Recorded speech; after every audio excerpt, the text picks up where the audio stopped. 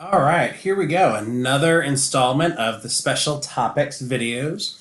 Tonight we're going to be looking at special topic number 6, which is the named theorems. I'm looking on pages 31, 32, and 33 of the special topics packet. And although there are, as you can see, several named theorems, there's 3 in particular that we're going to focus on in this installment of the video. The first is the intermediate value theorem, then the mean value theorem, and the extreme value theorem. So what I want to do is first let me state these. Of course, you can find them in your survival guide, but I want to state them and then maybe give you a picture to help you understand what's going on. So if f is continuous on the interval that's a comma b, if we select some value, we call it m, it could be anything, that is between f of a and f of b, then the function f of x equals m at least once on the interval a comma b. So f has to be continuous, so a function that has no holes, no jumps, no breaks, on a closed interval, so we don't have to be continuous everywhere. If m is some number that is between f of a and f of b, and I'll show you in a second why I want to think between f of a and f of b, then f of x equals m at least once on the interval a comma b. Some supporting pictures that you might want to add here. So let's say I've got some function. Here's my function. Here is x equals a. Here is x equals b. These are the endpoints of your interval. Okay, the point a comma f of a is right here. B comma f of b is right here. If I select a value of m that is in between these y values, so larger than f of b and smaller than f of a, let's say here's the line y equals m, then it absolutely must be true, as long as this value of m is between f of a and f of b, that the function f of x will intersect this line at least once. Now you might think, okay, well this graph intersected once. What's the big deal? Why do we say at least once? Well, what if your function did something like that? Then you'd have 1, 2, 3 intersection points. So you are guaranteed, this is called an existence theorem. The intermediate value theorem says that you'll have this intersection happening at least one time on the closed interval a to b, as long as the value of m you select is between f of a and f of b. Now they say between f of a and f of b because maybe your function actually looks like this. Imagine an increasing function. Here's x equals a. Here's x equals b. This is the point a comma f of a. This is the point b comma f of b. Again, I select a value of m in between these two. So here comes my horizontal line. There has to be at least one intersection, and as we've seen up here, you could possibly have more. If you remove the condition of continuity, you no longer get to apply the intermediate value theorem. This statement's not true. All right, let's keep going. The mean value theorem, this is the tough one for kids. The mean value theorem says this: if f is continuous on the closed interval AB, again, no jumps, no breaks, no holes, no vertical asymptotes, and differentiable on the open interval AB, sorry for the handwriting there, differentiable just means that the function is not only continuous, but it's smooth, no sharp points, no cusp points, then there must exist at least one value of c, and this value of c is in between a and b, where f prime of c, your derivative of your function, is equal to f of b minus f of a over b minus a. F of b minus f of a divided by b minus a is slope of secant. F prime of c is slope of tangent line. Again, let's draw a picture. So what I would do with my students is say, okay, draw me a picture. Draw any function that you want that satisfies the condition that it's continuous on the closed interval and differentiable on the open interval. And so maybe they draw something like this. And they say, all right, here's x equals a, here is x equals b. I've got an endpoint, I've got an endpoint. What I want to do now is connect those 2 points with a secant line. Here's my secant line. The slope of that secant is f of b minus f of a over b minus a. What the mean value theorem says is if I look on my curve, there will always be some place between a and b where the tangent line has the same slope as the secant. And so I like to do this with a ruler so we can see this. Right now the secant line has the same slope as my protractor here. If I slide this down, I can see, bam, right here, my tangent line is going to be parallel to the secant line. And if you're really paying attention right here, same thing is true.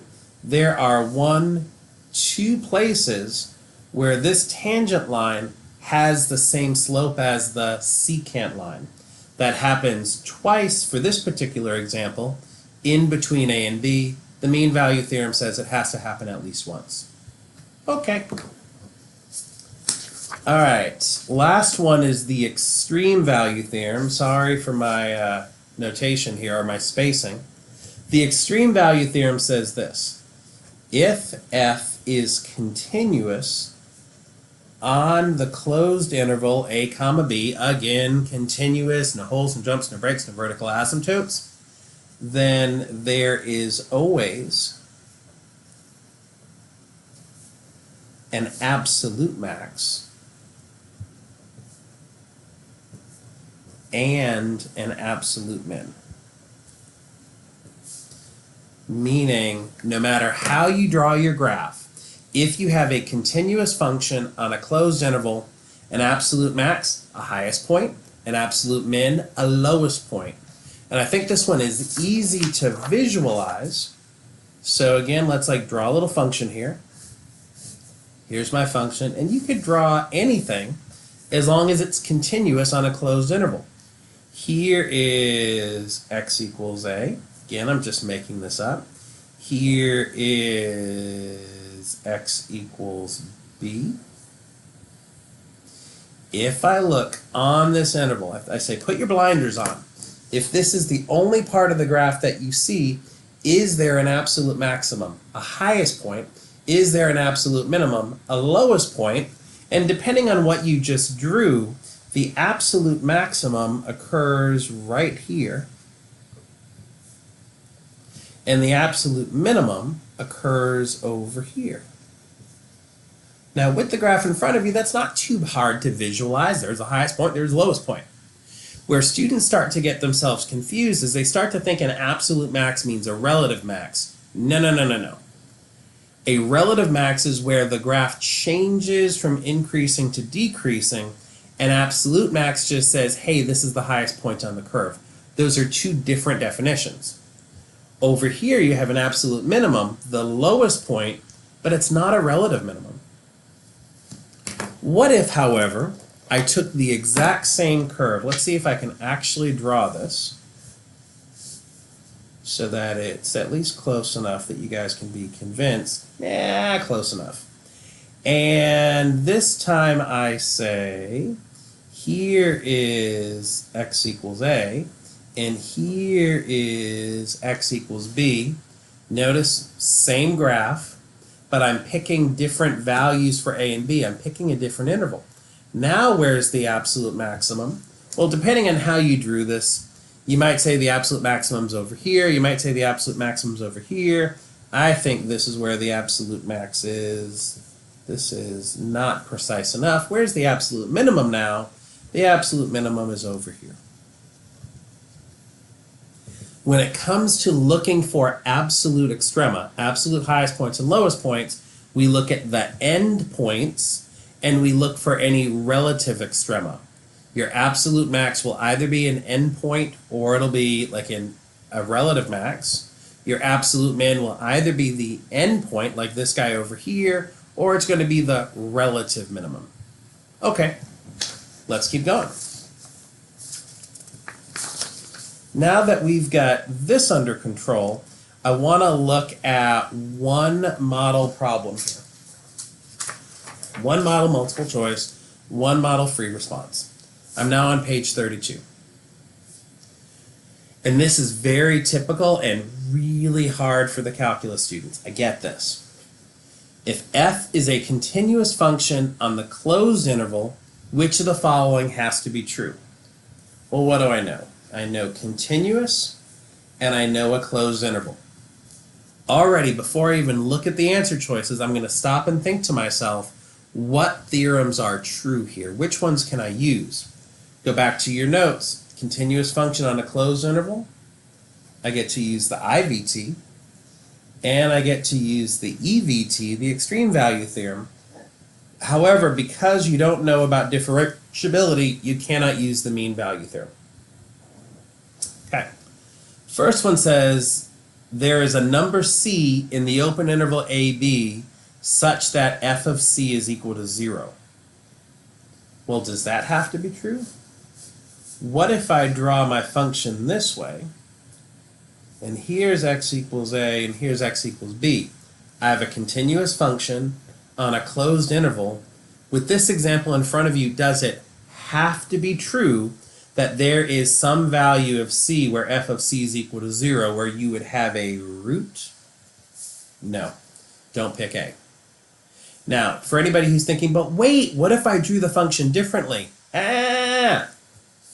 You're saying what has to be true?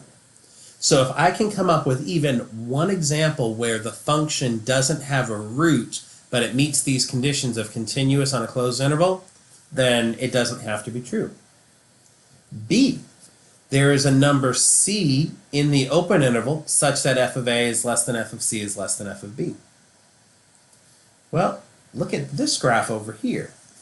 Here's the point a comma f of a. Here's the point b comma f of b.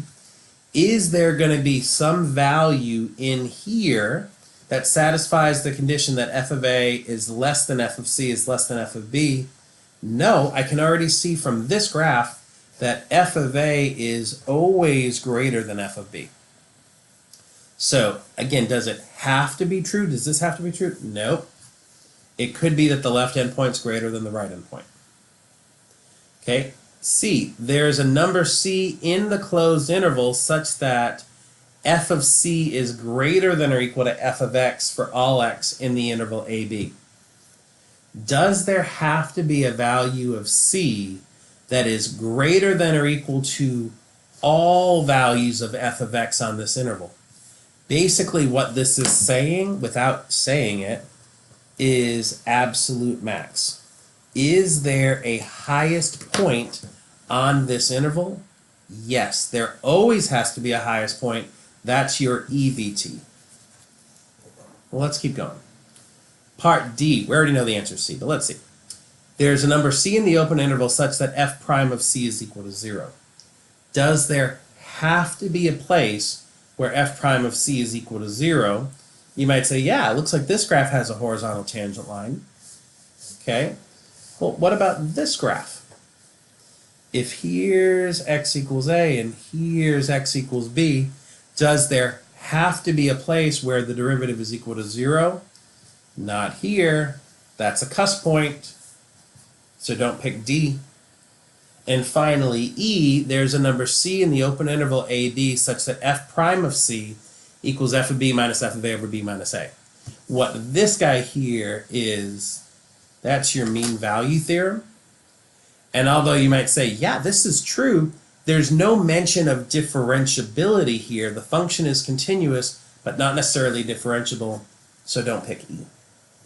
That's a tough one. Questions like this are always tricky. You've got to consider not just the one graph that you drew, but what are all the possible things that could happen. And there's going to be practice today in class for you to get better with problems like this. Okay, last thing for this evening, let's look over on page 33. And I want to do my little folding thing here. And what I want to do in this last question is look at free response. These free response questions can be tricky. The College Board has really high expectations. So do I, so do your calculus teachers, for what your writing has to look like here. Okay. An amusement park ride travels on a straight track. During the time interval 0 less than or equal to t less than or equal to 45 seconds, the vehicle's velocity v measured in meters per second and acceleration a measured in meters per second for selected values of t have been shown in the table below. Okay? Both v and a are differentiable. Ah, I like that. What I know already is that v is differentiable. A of t is differentiable, and we talked about this in one of the previous videos. If your function is differentiable, you automatically, for free, get continuity. So both velocity and acceleration are going to be continuous here. All right, let's keep going. We've got values of t. We've got velocity values. We have acceleration values. Let's look at part A. The question in part A asks, for 0 less than or equal to t less than or equal to 45, what's the minimum number of times that the vehicle has stopped?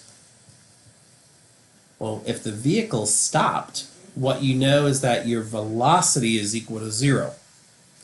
Do a quick scan of the table here. Does the velocity have to be equal to 0 somewhere on this interval 0 to 45? Oh, excellent. I see it right there. I see that the velocity at time 40 is 0. Check. Does there have to be any other place where the velocity is equal to 0? Check those values really carefully, and you're going to notice something really, really carefully. The interval I'm hoping you're noticing is right here. At t equals 0, your velocity is positive 4.5. At t equals 10, the velocity is negative 6.2. So won't there have to be a place where the velocity is equal to 0? Yes, absolutely. But here's how you need to prove it. I'd want to hear something like, since v is continuous, the IVT, the intermediate value theorem, applies. That's the first one. You look at the velocity at each endpoint. The velocity at time 0 is 4.5. The velocity at time 10 is negative 6.2. What's so special is that 0 is between these two values. This is... Okay, sorry about that. I ran out of room on my computer. So where were we? We identified the interval. We looked at the y values at both points. The velocity that we're looking for is in between there. So what we know is that v of t equals 0, and be careful, at least once on the interval 0 to 10. Could it be more than that? Absolutely, but you won't know that. You can't talk to me about that. So the velocity equals 0 at least once on 0, 10. The velocity is equal to 0 at time t equals 40. Therefore, vehicle has stopped at least twice on the interval 0, 45. Okay, that's part A. I'd say that's a pretty typical College Board question. I would expect that you guys are going to be able to do this with high degrees of confidence. Okay, B. What's the minimum number of times that the speed of the vehicle is equal to 1 meter per second? Explain your answer. Well, the speed. What does it mean for the speed to be equal to 1? You might be thinking, okay, wait a second, if the speed's equal to 1, I don't have speed information, I have velocity. Now, you could go through this analysis and say, okay, well, let's see. If the speed's equal to 1, doesn't that mean that the velocity is equal to 1? It's possible. It is true that if your velocity is equal to 1, that your speed's equal to 1, but you should also know something else about velocity. What if your velocity is negative 1? That would then also mean you have a speed equal to 1. Okay, so what we're going to do is rather than saying where is the speed equal to 1, look to see where's the velocity equal to 1, where's the velocity equal to negative 1. Again, my velocity function is continuous, so the IVT applies. Let's scan that data one more time. Interval by interval. Does the velocity have to be equal to 1 here? Let's see, one endpoint is 4.5, the other one is negative 6.2. Yeah. So V of t equals 1 at least once on the interval 0, 10. How about on this interval? No, not necessarily. Over here? No. Over here? Nope. Between negative 3 and 0? Nope, doesn't have to be that the velocity is equal to 1. But on this last interval between t equals 0 and t equals 45, between t equals 40 and t equals 45, that's true. So from 0 to 10 and 40 to 45, the velocity is equal to 1 at least once on each of these intervals. Where's the velocity equal to negative 1? Again, let's go back. Between this interval 0 to 10, yes, there has to be a place where the velocity is equal to negative 1. So at least once on the interval 0 to 10. Keep going. Looking for the velocity equal to negative 1. Between negative 6.2 and negative 7.3? Nope. Between negative 7.3 and negative 6.2? Nope. Negative 6.2 and negative 3? Nope. But over here between t equals 30 and t equals 40? Yes. So also on the interval 30, 40. Now, I've never seen the College Board ask the question quite this way. This was written by the Master Math Mentor. He is a great guy. He writes great questions. Each of these intervals would require you to do a justification like this guy up here. For the sake of time, we're not going to do that. What's our final answer, though? I would say the speed equals 1 at least 4 times on the interval 0 to 45. Okay, nice. Let's keep going. Part C. We're going to land the plane here. Part C. For the time interval 0 less than or equal to t less than or equal to 45, must there be a time t where the vehicle has an acceleration equal to 0? Okay. Acceleration equal to 0. Does that have to be true? Well, I know that acceleration is differentiable and continuous, which means I get to use the IVT. So let's scan that data. Here's my acceleration, 2.2, 2.5, 1.8, da da da da da da. Wait a minute, I never see a place where the acceleration changes from positive to negative. If all you know is the IVT, you are going to be tempted right now to say, oh, then the acceleration doesn't have to be equal to 0. True, if all you had was the IVT. But I need to keep in mind that the acceleration is the derivative of the velocity. And so what I'm also asking you is there a place where the derivative of velocity is equal to 0? What do we know? We know v of t is continuous and differentiable. The MVT applies.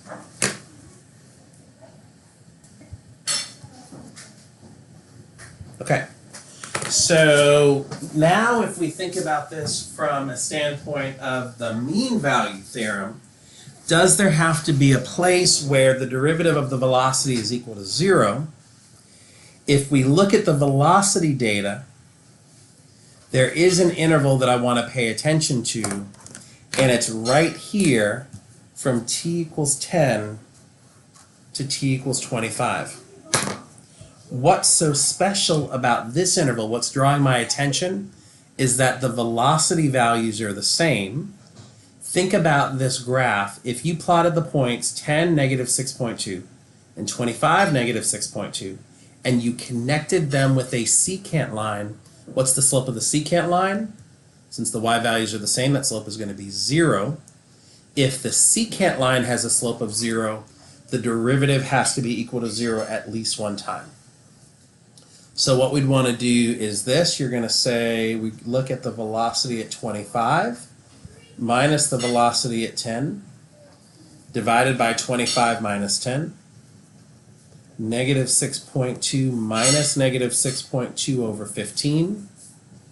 You get 0 over 15, which equals 0.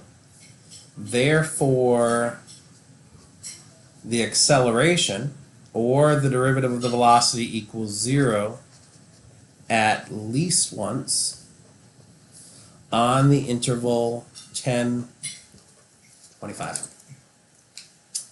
That's that. Part C is definitely tricky.